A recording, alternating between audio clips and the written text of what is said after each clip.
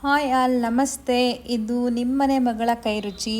ನಾನು ಮತ್ತೆ ಮಾರ್ನಿಂಗ್ ಬ್ರೇಕ್ಫಾಸ್ಟ್ಗೆ ಅಥವಾ ಜಿಮ್ಗೆ ಹೋಗೋರಿಗೆ ಅಥವಾ ಡಯಟಲ್ಲಿರೋರಿಗೆ ಒಂದು ಸಿಂಪಲ್ ಗಂಜಿ ತೋರಿಸ್ತಾ ಇದ್ದೀನಿ. ಇದು ಗಂಜಿ ಅಂತಲೂ ಕರಿಬೋದು, ಇಲ್ಲಾಂದರೆ ಫರ್ಮೆಂಟೆಡ್ ರೈಸ್ ಅಂತಲೂ ಕರಿಬೋದು. ನಾನು ಇಲ್ಲಿ ವೈಟ್ ರೈಸೇ ತೊಗೊಂಡಿದ್ದೀನಿ, ಒಂದು ಸ್ಪೂನ್ ಆಗೋಷ್ಟು, ಅಂದರೆ ಒಂದು ಇಡೀ ಆಗೋಷ್ಟು.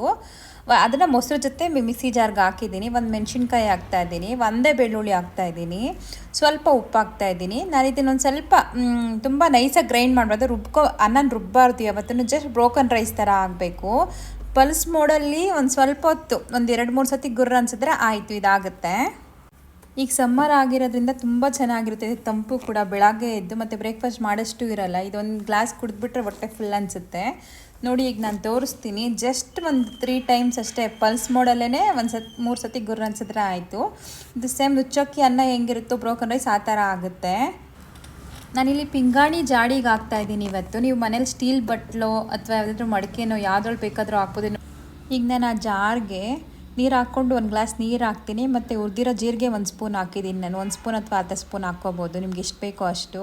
ಮತ್ತು ಸ್ವಲ್ಪ ಮಜ್ಜಿಗೆನೂ ಮಿಕ್ಸ್ ಮಾಡಿ ಆ ಜಾಡಿ ತುಂಬ ಹಾಕಿ ಫರ್ಮೆಂಟ್ ಬಿಡ್ತೀನಿ. ಇದು ತುಂಬ ಒಳ್ಳೆಯದು, ಹೆಲ್ತಿಗೆ ಬೆನಿಫಿಟ್ ಇದೆ. ನೀವು ರಾತ್ರಿ ಮಾಡಿಟ್ರೆ ಬೆಳಗ್ಗೆ ಬ್ರೇಕ್ಫಾಸ್ಟ್ ಕೂಡ ಮಾಡೋಷ್ಟಿರಲ್ಲ. ಮಾಡ್ಕೊಂಡು ಹೇಳಿ ಹೇಗಿತ್ತು ಟೇಸ್ಟ್ ಅಂತ. ಅಥವಾ ನೀವು ಇದಕ್ಕೊಂದು ಉಪ್ಪಿನಕಾಯಿ ಕಿವುಚ್ಕೊಂಡು ಕೂಡ ತಿನ್ಬೋದು ಅಥವಾ ಕುಡಿಬೋದು.